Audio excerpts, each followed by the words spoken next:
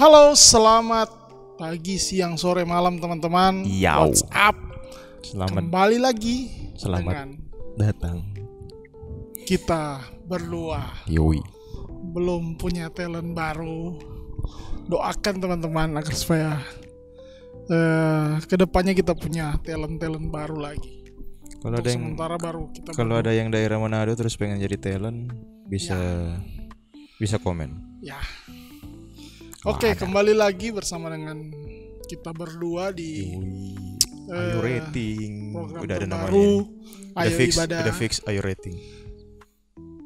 Ayo rating. Ayo rating. Kita akan sebenarnya bukan rating sih ini. Ada, maksudnya Ya. rating sesuai dengan itu kita. Ya. Backgroundnya buffering guys. Gak apa-apa lah. Minta maaf. Gak kelihatan juga. Lebih ke apa ya? Favorit kayaknya. Ya kan? Gak cocok kalau dibilang ayo favorit. Iya. Sudah ayo rating. Jadi kita merating apa-apa saja yang berhubungan dengan kekristenan lah, apapun itu. Tokoh Nah. Alkitab. Tapi kalau bicara soal rating kan ada persentasenya. Iya. Jadi semakin Iya kan, tapi kan kita juga tetap berurut 5, Iya. 4, 3, 2, 1 gitu Oke. sampai yang paling mantap. Nih, tolong ya, stay safe juga teman-teman yang Stay lagi safe. di daerahnya mungkin banjir karena cuaca tidak bagus. Iya. Aduh. saya dengar di Manado banjir di. Nah, di berbagai daerah lah Ya. lagi banjir karena cuaca tidak bagus. Stay safe ya teman-teman, hati-hati di jalan. Oke, today Is the day. hari ini kita akan membahas 5 tokoh di Alkitab. Yang Mungkin kita sepakat dulu, Gembala. Jadi 5 tokoh ini yang kita pilih di luar Tuhan Yesus. harus Ya kan? itu karena itu di ultimate, Ya, nggak boleh dipilih. tidak bisa dipilih. Maksudnya Alkitab menceritakan tentang keseluruhan tentang Iya. Tuhan Yesus, ya kan? Tapi kita akan bersama-sama melihat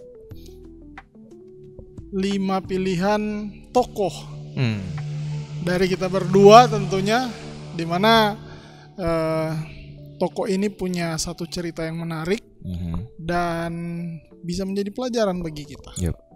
Ya kan?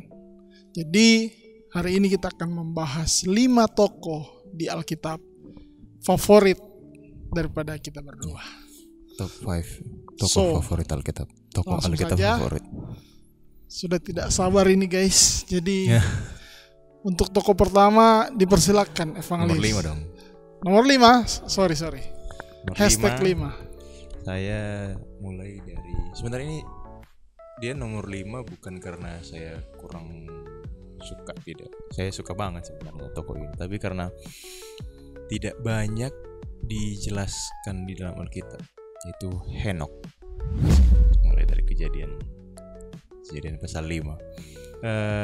Kenapa ini berkesan sama saya? Karena siapa lagi yang terangkat hidup ke surga ya selain Henokh dan juga Elia ya. Tetapi maksudnya Henokh tuh terangkat ke surga karena hubungannya yang sangat-sangat intim, hidupnya yang bergaul dengan Tuhan. Jadi sangat-sangat memberkati, sangat-sangat menjadi inspirasi juga tentu saja. Dan penasaran aja gitu. Nanti misalnya kalau di surga terus ketemu Henokh, kayak mau tanya gitu, gimana rasanya terangkat hidup-hidup gitu, kayak Dan usianya gokil aja gitu. lumayan panjang juga kan? Ya. Usianya Meskipun di pada masa itu ya 300 tahun enggak. Iya, di usia 300 tahun, Saya itu pikir 350 900. tahunan. Bukan yang muda-muda 300 tahun atau berapa ya pokoknya. Atau 300 tahun dia melahirkan Metusala, terus habis itu beberapa tahun lagi, beberapa ratus tahun atau mungkin beberapa puluh tahun dia akhirnya terangkat di surga. Tapi enggak yang sampai 900-an seperti tokoh-tokoh lain gitu. Jadi saking intimnya dia dengan Tuhan sampai dia terangkat ke surga. Dan hal yang menarik adalah karena bagaimana bisa pada masa itu orang bisa intim dengan Tuhan karena tidak ada resource untuk mengetahui Tuhan gitu. Mereka tidak punya Alkitab, mereka tidak punya internet untuk mau cari-cari tahu bagaimana begitu. Dan juga itu masih sangat-sangat awal gitu, masih peradaban yang sangat awal, sehingga bagaimana bisa mereka menemukan itu? Ada beberapa teori yang mengatakan bahwa ya mungkin pada saat Henokh hidup, Adam juga masih hidup begitu. Mungkin karena batas umur masih panjang-panjang. Jadi ada kemungkinan itu, mungkin meskipun mungkin Adam sudah di usia tua, atau mungkin anaknya Seth, sehingga si Henokh ini mencari tahu dengan menanyakan kepada apa yang dibilang ya, kakek buyutnya, kakek dari kakek-kakeknya, entah itu Seth atau mungkin Adam, karena mereka lah yang ya Adam melihat sendiri Tuhan itu sendiri, Seth pada masa Seth itu orang mulai mengenal Tuhan, orang mulai menyebut nama Tuhan. Jadi mungkin dengan Henokh mencari tahu dari situ. Tapi dengan informasi yang begitu sedikit tentang Tuhan, tapi Henokh begitu bergaul dengan Tuhan, begitu beriman kepada Tuhan, dan sampai dia terangkat, sangat-sangat wah, gokil. Top, mantap, is the best kalau Raffi Ahmad. Ya itu nomor 5 saya, Henokh. Oke. Tanpa berlama-lama langsung saja.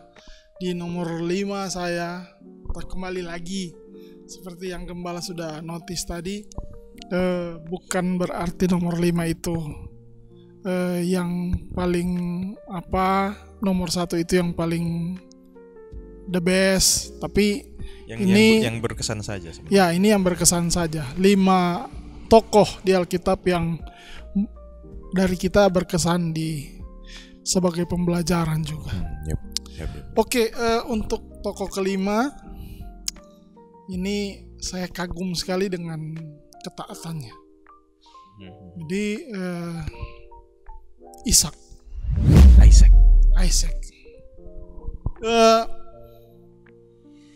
Melihat ketaatan Ishak, ya kita tahu bersama bahwa Ishak adalah anak perjanjian? Bukan. Mengarahkan kepada Tuhan Yesus, apa namanya? Tipologi. Nah, Ishak adalah tipologi Kristus yang ada di perjanjian mengasihi lama. Bapa dengan taat kepada Bapa, ya kan? Tapi kalau kita melihat pribadi dari Ishak, dia juga, saya mendapatkan satu cerita di mana dia adalah selain dia taat, kita tahu bersama ketaatannya kepada Abraham, walaupun kita tahu di peristiwa di gunung apa itu, Gembala? Pokoknya di gunung, kayaknya enggak ada di Moria. Oh iya gitu. Ya. Nah, peristiwa di gunung itu Ishak sudah cukup umur sebenarnya untuk bisa melawan ayahnya, ya kan? Tapi dia taat kepada Abraham. Yep. Begitu juga dengan mencari jodoh. Yoi. Ya kan? Dia lebih memilih pilihan yang dipilih oleh orang tua. Buah. Ya. Dan dia mempercayakan itu kepada orang tua dan tentunya kepada Tuhan juga. Karena apa yang Tuhan pilih itu pasti yang terbaik. Yep. Tapi ada satu cerita yang sangat menarik di Kejadian 26, di mana dia berada di di Mesir kalau nggak salah. Dia berada di Mesir. Yang berbohong itu. Lalu dia semakin makmur di Mesir dan ada satu konflik yang melibatkan hamba-hambanya daripada Ishak dan juga hamba-hamba yang berada di sekitaran daerah situ. Dan apa yang Ishak lakukan, daripada dia mengkonfrontasi hamba-hambanya untuk melawan, dia lebih memilih untuk mencari tempat baru, sumur untuk yang lain, sumur yang baru. Artinya meskipun apa? Sebenarnya itu sumur bapaknya semua itu, ya, sumur Abraham semua itu. Ya, tapi dia lebih memilih untuk menghindari konflik. Nah, itu pelajaran yang bisa diambil dan Ishak menjadi top 5 dari tokoh Alkitab yang menjadi Favorit. berkat Iya. utamanya. Nah, lebih Ishak tuh salah satu kisah yang saya suka adalah ya itu. Meskipun bukan soal Ishaknya ya, tapi kisah Iya, pencarian jodohnya itu lucu aja gitu, seru untuk melihat. Tapi mungkin honorable mention terutama dari Ishak adalah hamba dari Abraham yang begitu hebat dalam mencari jodoh. Tapi iya, kisahnya tuh seru banget karena hambanya kayak Tuhan tolong kasih tanda. minta tanda. Ini kalau ada terjadi begini, orang inilah Ah, mungkin ada yang mau coba. dan hal yang unik itu ketika Ribka mengambil air, nah dia mengambil air ke unta-unta, sedangkan memberi minum ke kalau unta-untanya. kita Hamba tahu Abraham bersama itu. unta itu mereka tidak cuma minum, Iya, mereka simpan air juga. di punduknya. Jadi Iya. banyak minum sebenarnya. Jadi banyak minum. Kita bisa bayangkan berapa kali Ribka bolak-balik itu mengambil air untuk hamba daripada Abraham dan juga unta-untanya. Iya. Dan itu tanda yang diberi Tuhan. Dan hamba itu langsung Respect hamba Abraham. Respect. Respect. Mungkin ada yang mau coba kalau cari jodoh pakai tanda, minta tandanya. Honorable mention itu. Oke deh. Saya Ishak, nomor tokoh 4. kelima. Bapak Yusuf sih. Bapak Yusuf nih kebetulan karena pembacaan Alkitab saya juga sudah sampai di Yusuf. Jadi teringat lagi betapa menderitanya dia dengan diskriminasi yang dia terima gitu dari saudara-saudaranya. Tetapi dia tidak pernah mengeluh loh. Kayak dia dibuang ke sumur, dia tidak marah-marah, dia tidak mengeluh. Dijual ke Mesir, dia tidak mengeluh. Difitnah oleh istri Potifar juga dia tidak kayak membela diri dalam artian, ini bukan salah saya, ini perempuan itu yang memfitnah saya dan lain sebagainya. Karena dia percaya bahwa itu semua proses dari Tuhan gitu. Dan satu hal yang paling mungkin memberkati saya dari kisah Yusuf adalah Yusuf bilang pada akhirnya ketika semuanya sudah selesai, dalam artian saudara-saudaranya juga sudah tahu bahwa Yusuf ternyata yang jadi pemegang kekuasaan di Mesir pada saat itu. Yusuf bilang, ya kalian mereka-rekakan yang jahat untuk aku, tapi Allah mereka-rekakan yang baik. Bagus banget itu kata-katanya Yusuf bilang. Ya terserah kalian mau kasih kejahatan, kayak mau merencanakan sesuatu yang buruk. Allah tuh tidak pernah merencanakan atau mengatur sesuatu yang buruk bagi orang-orang yang mengasihi dia begitu. Jadi meskipun dia dijahati, dia disakiti, Allah ada di sampingnya dan Allah tetap menyertai dia. Jadi Yusuf mantap sekali, dan ya salah satu karena Yusuf juga orang yang karena dia sabar banget sehingga tidak ditemukan, tidak ditemukan ya, tidak ditulislah kesalahannya atau dosanya di dalam Alkitab. Dan ya memang Yusuf juga salah satu tipologi Kristus juga sebenarnya di dalam Perjanjian Lama. Jadi tidak mengeluhannya itu. Tipologi dalam artian dia hidup dalam kekudusan begitu, hidup di dalam tidak hidup di dalam dosa begitu, hidup dalam ketaatan begitu. Meskipun pasti mungkin ada kesalahan juga yang dia lakukan, tidak bisa dipungkiri, tapi Alkitab tidak mencatat itu. Jadi Bapak Yusuf keren, itu nomor 4 saya. Yusuf. Okay. Yusuf bin Israel. Sebenarnya saya juga ada masukkan Yusuf. Masukkan Yusuf. Om Ucup.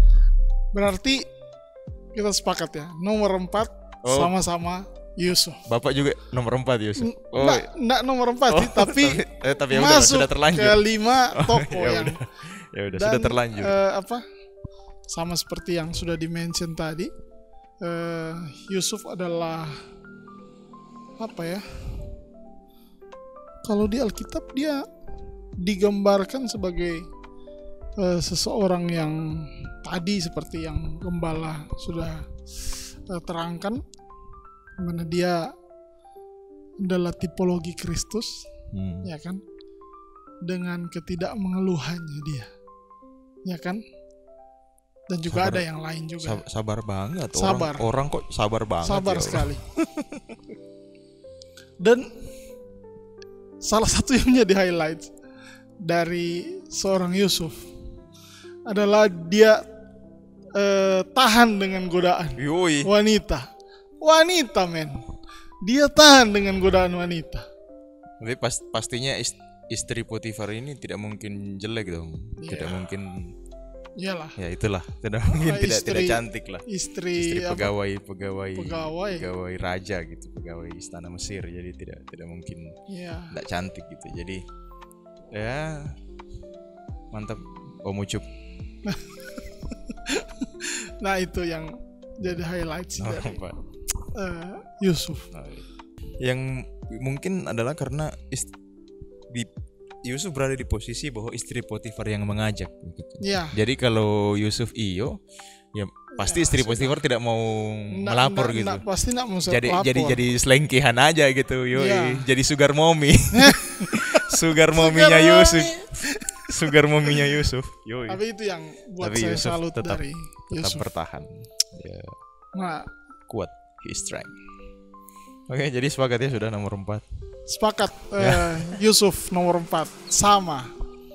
Saya nomor 3 itu sebenarnya saya suka tapi karena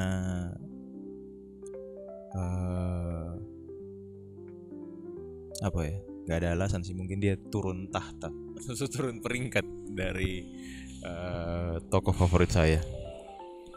Daniel. Saya salah satu juga yang tidak dituliskan kesalahannya dalam Alkitab, tapi kehidupannya yang taat dalam doa, kehidupannya yang tidak mau tunduk kepada pemerintahan kafir meskipun mungkin dia akan terancam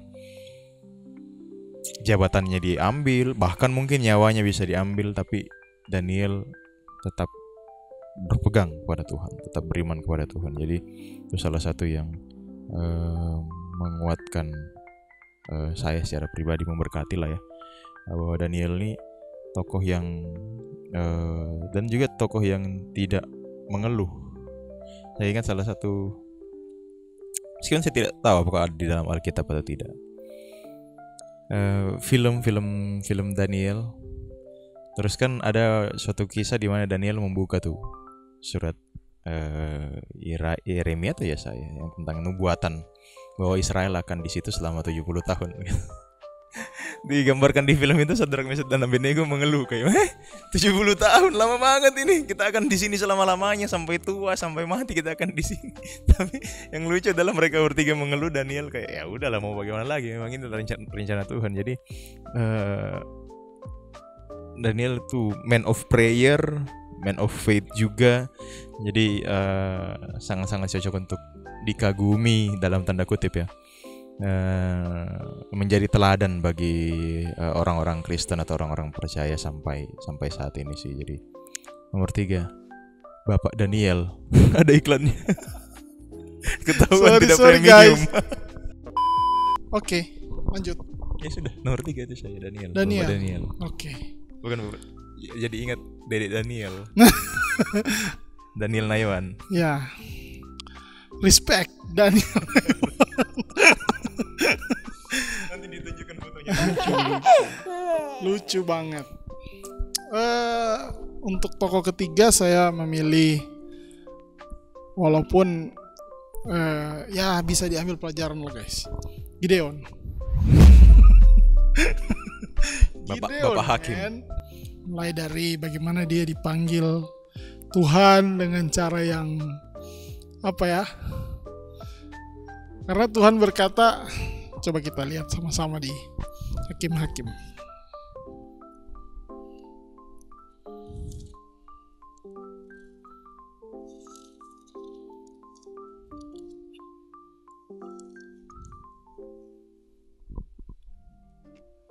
Nah ini, Hakim-Hakim 6 ayat 12.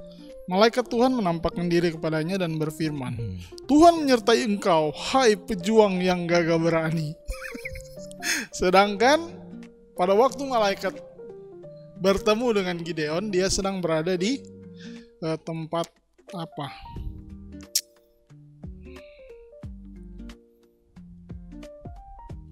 mengirik gandum di tempat Hmm. pemerasan anggur. Kalau kita melihat bersama-sama tempat pemerasan anggur itu, mereka ada di bawah. Jadi kenapa dia Menyebut. mengirik gandum di situ? Karena dia tidak mau agar hasil daripada panennya itu diambil oleh orang Midian. Jadi bisa dikatakan Gideon ini adalah seorang yang penakut, ya kan? Tapi malaikat Tuhan datang dan berkata, Tuhan menyertai engkau, hai pejuang yang gagah berani. Nah di situ ada satu ada satu hal yang membuat lucu dong. Jadi dari mulai panggilan awalnya sampai di ketika dia memimpin pasukan dari 32.000 sampai tinggal 300, 300 sama dengan di film ini 300, tapi dia dari 32.000 Tuhan kasih turun sampai jadi tinggal 300. Memang dieliminasi. Dan dia menang. Nah, apa yang membuat saya mendapatkan pelajaran dari Gideon ini adalah di akhir cerita daripada Gideon, di mana dia menjadi pemimpin Israel, tapi dia menolak. Dia mengatakan bahwa hanya Tuhan yang menjadi raja atas Israel. Bagus kan kelihatannya, bagus kan? Tapi kenyataannya berbeda. Dia mengumpulkan perhiasan dan dijadikan baju efod dan kemudian ditaruh di kampung halamannya. Nah, orang-orang yang kagum dengan Gideon ini, mereka datang menyembah baju efod itu. Sudah tidak menyembah Tuhan lagi di tabernakel. Nah, sekarang yang menjadi pelajaran adalah Gideon membiarkan itu terjadi. Artinya ternyata dia tidak sesuai dengan apa yang dia katakan, ya kan? Dia bilang hanya Tuhanlah yang menjadi pemimpin atas bangsa Israel, tapi kenyataannya dia mabuk akan hal itu, ya kan? Nah, pada akhirnya di kisah terakhirnya itu ada yang menjadi penerusnya, anaknya dia beri nama,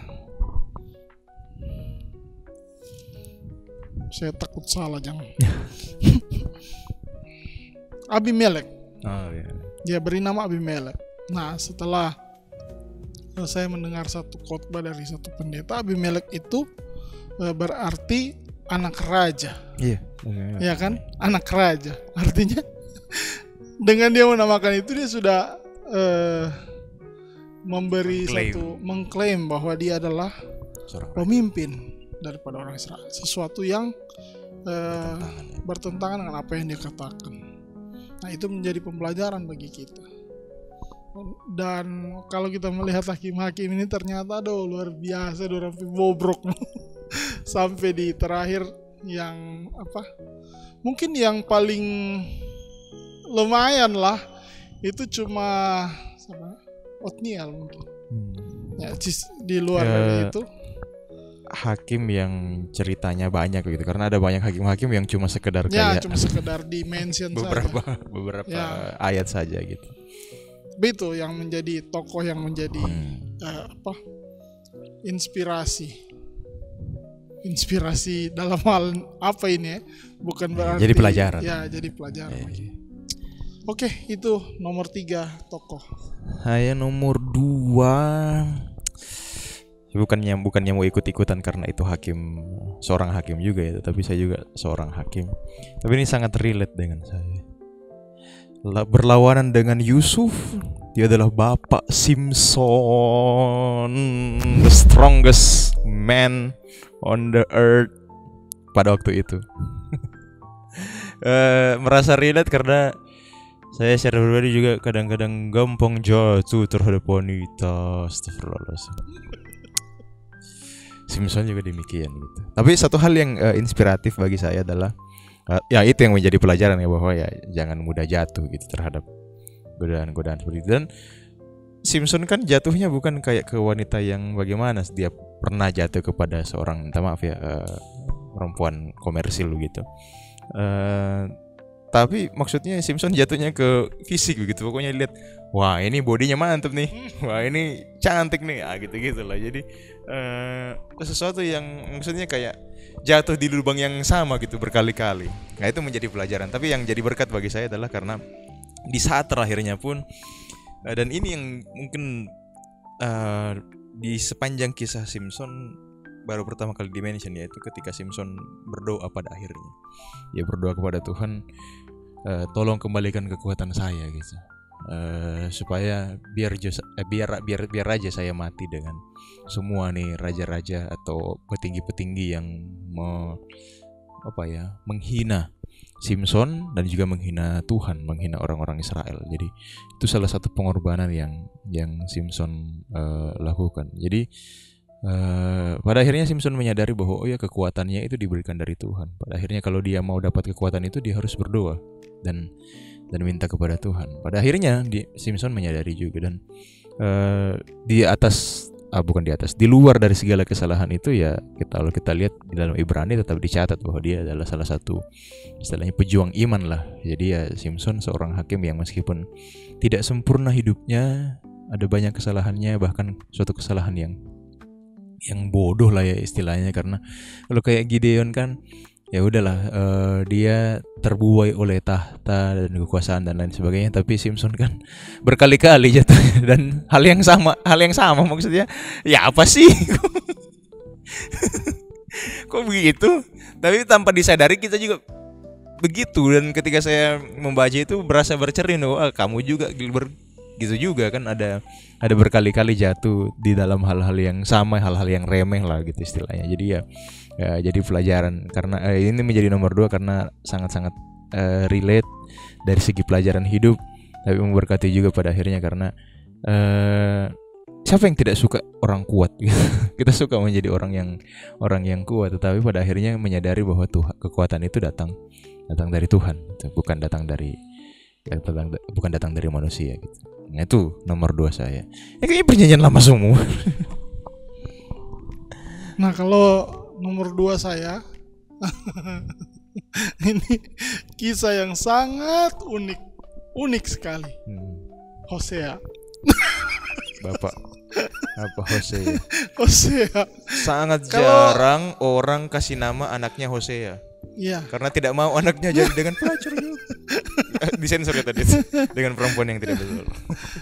Oke, kalau teman-teman melihat perjalanan hidup daripada Hosea, serasa nggak masuk akal. Tapi Tuhan yang suruh. Kayak.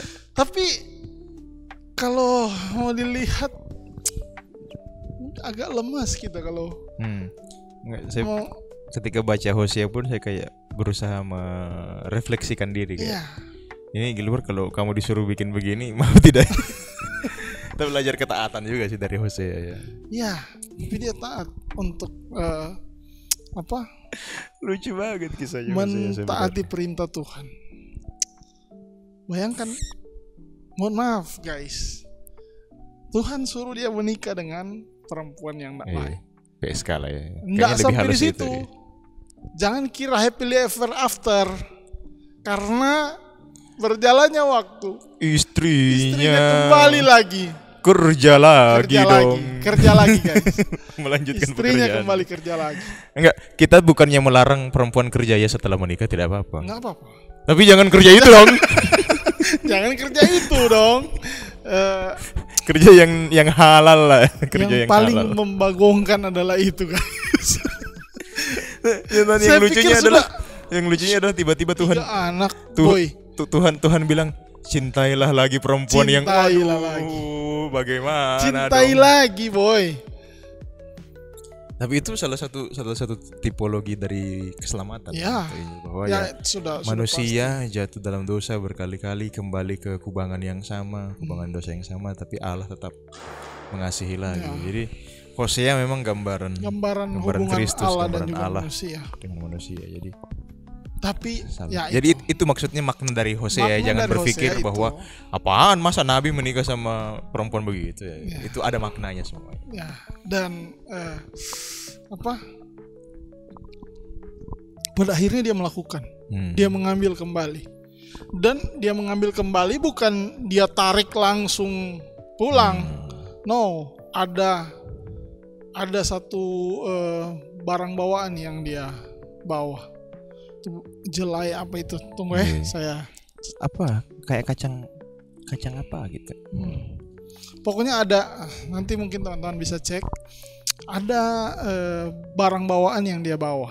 Artinya dia menebus tidak dengan tangan yang hampa, atau dia datang mengambil gomer itu tidak dengan tangan yang hampa, tetapi dia membawa tebusan. Dan ini menjadi tipologi daripada Kristus. Itu guys. Mind blowing. Tapi bagus. Nggak masuk akal, tapi itu perintah Tuhan. Ya kan? Menurut saya nggak masuk akal. Mungkin teman-teman yang sudah belajar bisa lebih menggali lagi apa sebenarnya maksud Tuhan, ya kan? Kalau saya ya, yang paling pertama itu adalah, ini kali ini pertanyaan baru nih. Bapak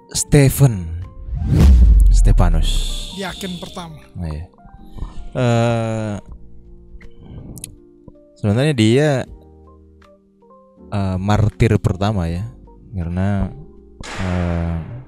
tidak panjang kasihan umurnya di usia yang masih sangat-sangat muda. Karena memberitakan Injil dia mati. Tapi hal yang membuat saya selalu kagum adalah bagaimana Tuhan memakai dia. Dia dipenuhi Roh Kudus, dan Stefanus tidak diam. Kayak kan ada tuh orang yang kayak merasa kayak, wah ini saya sedang disertai Tuhan, diberkati Tuhan, tapi diam gitu. Stefanus tidak, dia tahu bahwa wah ini dia berbicara bukan kata-katanya, ini datang dari Roh Kudus ini. Dan dia memang berdiri di depan menegur orang-orang yang ada pada saat itu, memberitakan Injil dan lain sebagainya. Ya, pada akhirnya dirajam dengan batu itu. Yang sangat-sangat memberkati. Dan tidak berhenti di situ, karena satu momen yang paling mengharukan bagi saya adalah karena sebelum Stefanus mati dia melihat sorga terbuka untuk dia, dan Yesus sedang berdiri.